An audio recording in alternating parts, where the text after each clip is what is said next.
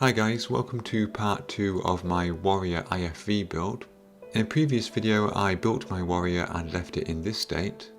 In this video I'm going to be painting and weathering it to look like those warriors that served in Iraq and Afghanistan.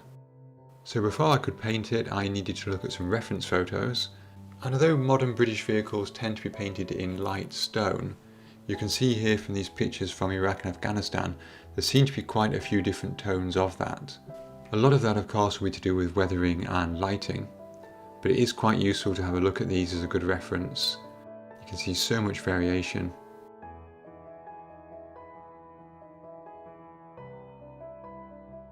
I particularly like these last two photos, and if we zoom in here, this is a great reference for just how dirty and sandy a vehicle can get. If you look at the front sloping panel here, look at that texture there. That is caused by sand building up on the surface. And look at the fire extinguisher on the driver's left. It's red, but you can barely see it because it's covered in dust and dirt and sand. And even sand sticking there to the vertical surfaces of that armour. So that's a really useful guide for me. And the second photo, again if we zoom in a way this doesn't look that dirty, but if we look at the license plate there, the 40 kg 63 I think that is, look how faded that is under the dust. There's clearly lots of dust that's sort of streaked down over there. This is also a really good example of how the mud and the dust and the sand sticks inside the tracks. So that's quite a useful reference for me. It's also a little bit daunting, to be honest. The first thing I wanted to do was to give the kit a base coat. I didn't want to go for a stark black base coat for this because I figured that might cause some problems with a lighter yellow coat on top. So I went for a kind of browny colour. This was a mix of various sort of desert yellow and a little bit of brown I think. I forget, to be quite honest. Really this is my, my shadow coat basically. I looked at my existing paints, particularly here these two colours from AK Real Colours. Portland Stone initially looked okay, but I remember putting this down on my my Australian Lee a while ago, and that's probably a bit too pale.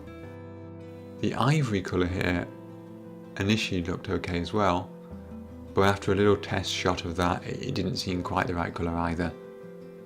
I did attempt to mix my own from buff and dark yellow and some yellow, but I think I ended up coming out with basically the equivalent of Tamiya's dark yellow anyway.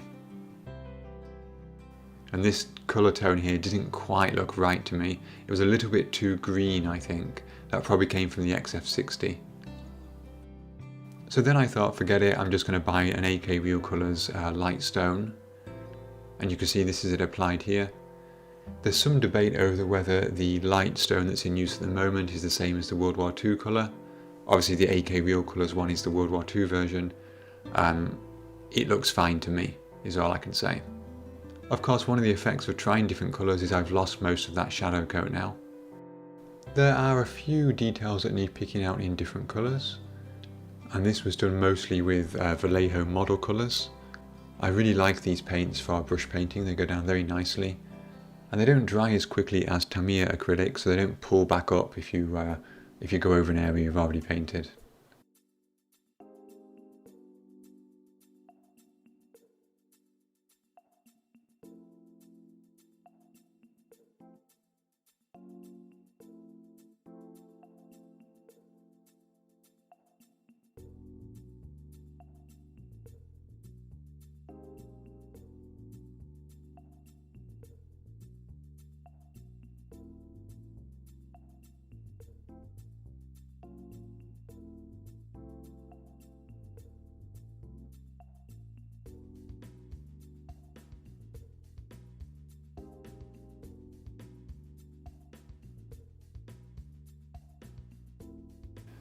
There we go, that's all the details painted, and I think they stand out quite nicely.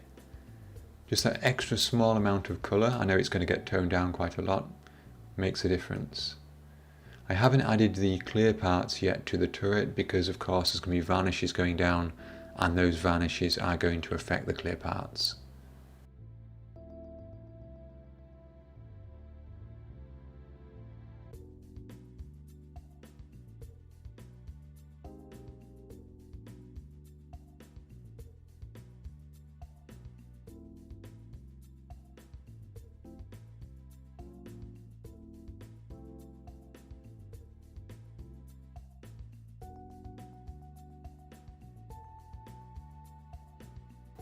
I gave the whole kit a satin varnish with Tamiya TS79 and then went to work applying a pin wash. This was done with Abteilung 502 oil paints. This is sepia, thinned with enamel thinner. This looks quite harsh and quite stark against the yellow. However, first of all, it will be toned down. And secondly, of course, you are going to get very, very sharp, very, very harsh shadows in a desert environment. So I'm not super worried about that.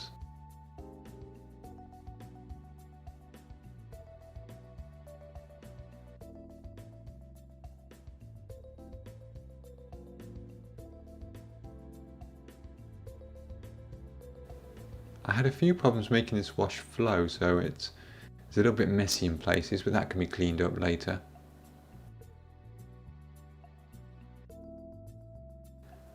And there are so many areas of this vehicle that need a pin wash applied around it. There's so many details on every single part. I love the way it flowed into the word fuel there on that fuel cap. This armour on the side is obviously absolutely covered in bolts and is a prime target for pin wash.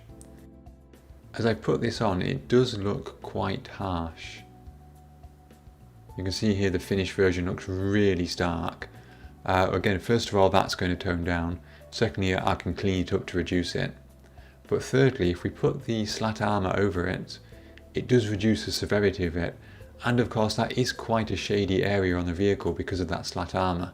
So I think making it dark like that does look fairly decent.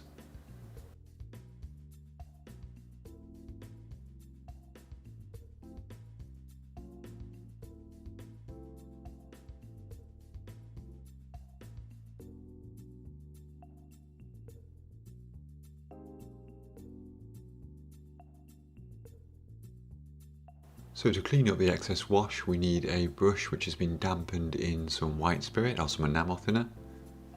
Using the brush, we go along the edge of the panel lines, wiping up any excess and sort of blending it into the surface as well.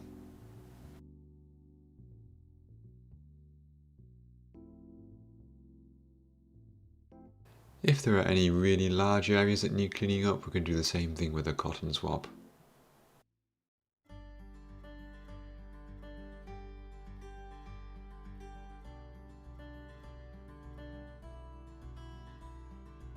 For the sides here, when I cleaned up the excess, I did it in a vertical motion, and that way the wash took on the appearance of some streaks of grime running down the armour.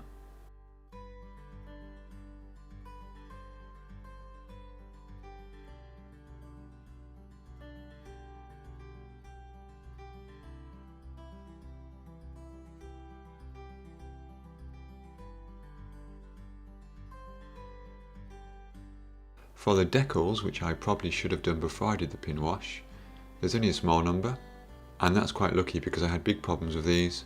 Every single one that I applied ended up cracking and breaking.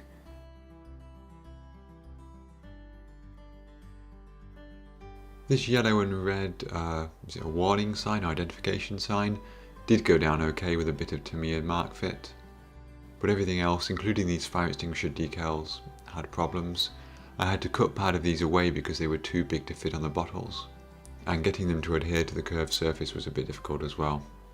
You can see the crack there in the decal on the front. There were quite a few clear parts included in the kit for the periscopes. I gave those a coat of clear blue from Tamiya. It's perhaps a little bit too blue, but I think it looks okay in the end. And I tried to pick out with a brush the armour on the outside of those. They drop into slots on the turret, except when you're filming, when they don't. with the hooded piece going behind them. I think that looks really good actually. I really like the way that's done.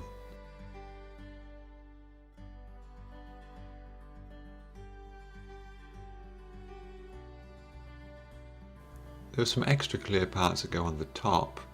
Being rather large, the other one of these pieces seemed to flick off my desk and disappear into the mouth of the floor monster. Luckily the kit does provide these little hoods that go over them, so that will just have to go over the one on our left there, like the vehicle is winking at us. There's then some larger clear parts and some mesh over the top, and that's basically the turret finished except for the slat armour.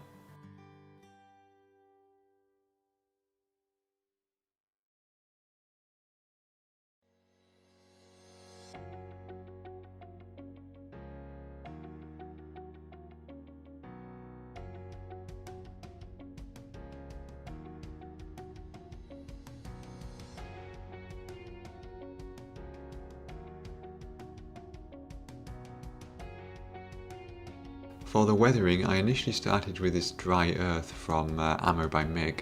It's quite thick, it's got quite a lot of texture and pigment in it. Initially I tried to splatter that on, but I realised that wasn't quite getting the coverage I wanted, so I just went with a good old paintbrush and dabbed it on.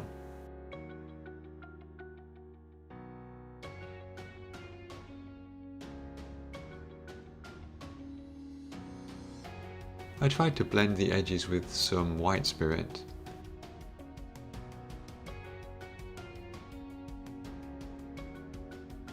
But the more I progressed with this, the more I realised it wasn't quite the right colour that I was looking for. The texture looks okay, but the colour just wasn't right. So I moved to some AK Interactive Africa dust effects.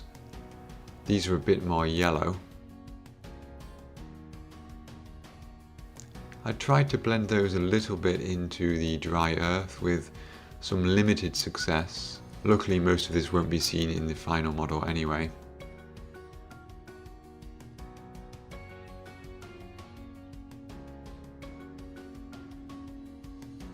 But I did prefer the colour of the dust effects, so I thinned them a bit more with some white spirit, applied some in the recesses where dust might gather,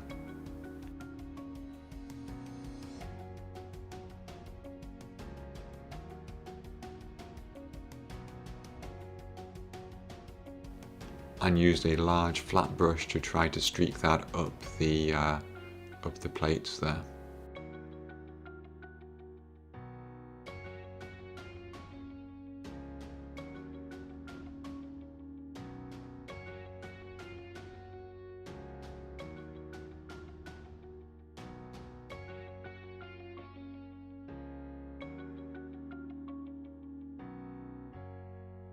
One thing you'll notice is it looks like I'm blending this away completely, that there's no more wash left.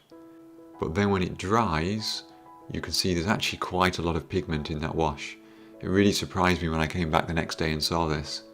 This effect here clearly isn't perfect at all, the streaks need to be a bit finer, it needs some refining, but this gave me a good guideline as to how I can expect that wash to turn out. So with that in mind, I applied it around some of the raised detail, but not all of them. I didn't want to erase the dark wash I had earlier. I blended it as best I could, but I also went with the philosophy that once it had dried and revealed itself, I could still blend it with some more white spirit later.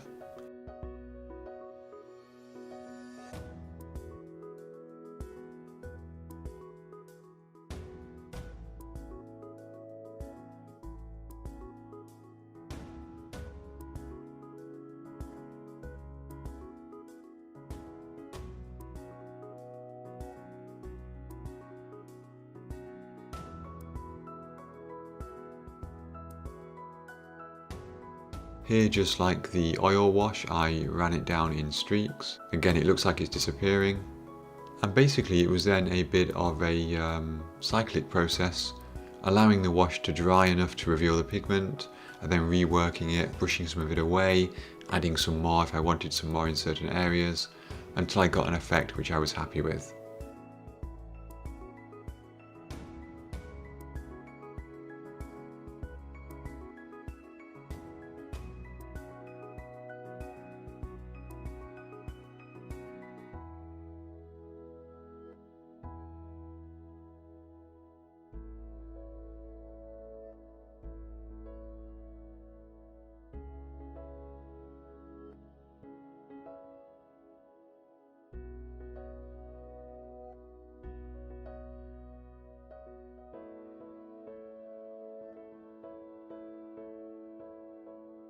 In terms of the tracks, I painted them in probably a slightly too brown colour. It looks a little bit too rusty really, but I will cover that later anyway.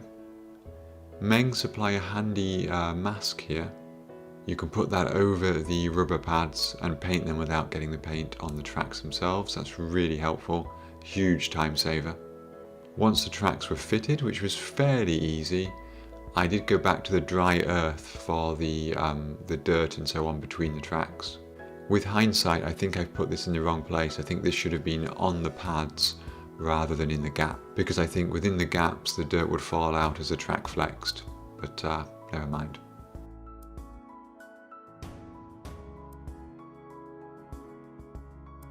This was the model after I'd done several iterations of applying the Africa dust wash, letting it dry, blending it a bit, adding some more, removing some, until I got it how I liked it.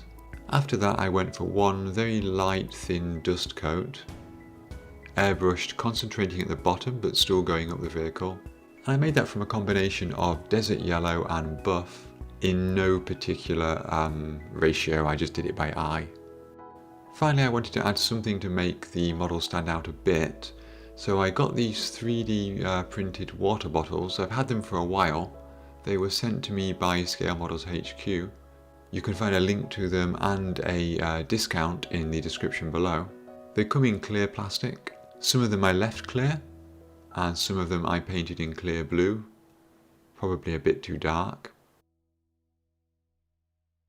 I added the supplied decals, and since I've been wanting to play with my 3D printer and just get used to printing things really, I downloaded this cooler from Thingiverse, scaled it to the appropriate size, printed it out, and gave it a quick coat of paint. I also used the dust effects to weather it in the same way that I weathered the vehicle. I think that's a nice addition and just makes the vehicle look a little bit personalised. And before we look at the final images, let me take a moment to say a big thank you to my Patreon supporters. These guys gave me huge amounts of support during 2021, and I really appreciate the fact they've continued to do so into 2022. Thank you very much guys, it's massively appreciated.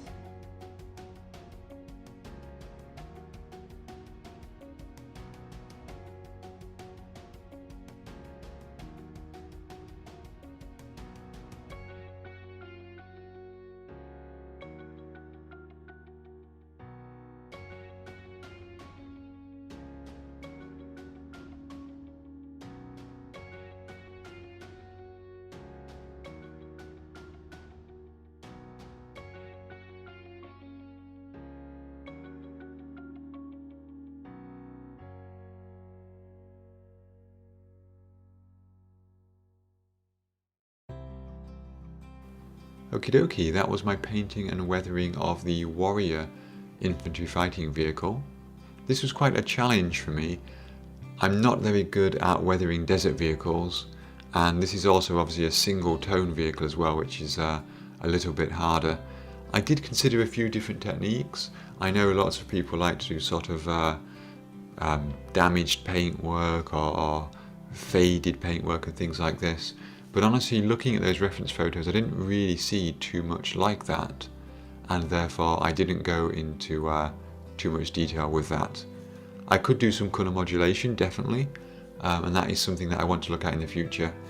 I sort of tried to start it with this, but I had some issue with my AK Real Colours thinner, which seemed to affect the layers of paint underneath, and so I didn't want to go too far into that. I tried it on the bottom of the vehicle and got some very strange, almost like tide marks, so I was a bit reticent to try it on the vehicle itself.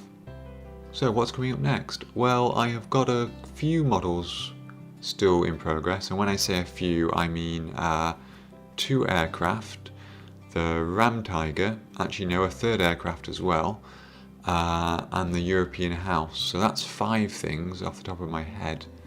I'm also going to have a bit of a surprise, guys, possibly in my next video, or probably in the video after that. Probably the largest kit that I've ever built. It's not one of the ones which was in my coming up in 2022 video, so I will leave you in suspense for that one, but this thing is big, and it will take me a while to build it, and it is going to be a multi-part series. So until next time, guys, I hope you enjoyed the video. Thank you so much for watching. If you have any questions or comments, feel free to leave them below. If you liked the video, give me a thumbs up. If you didn't, give me a thumbs down, but tell me why in the comments. Until next time, stay safe and have fun modelling.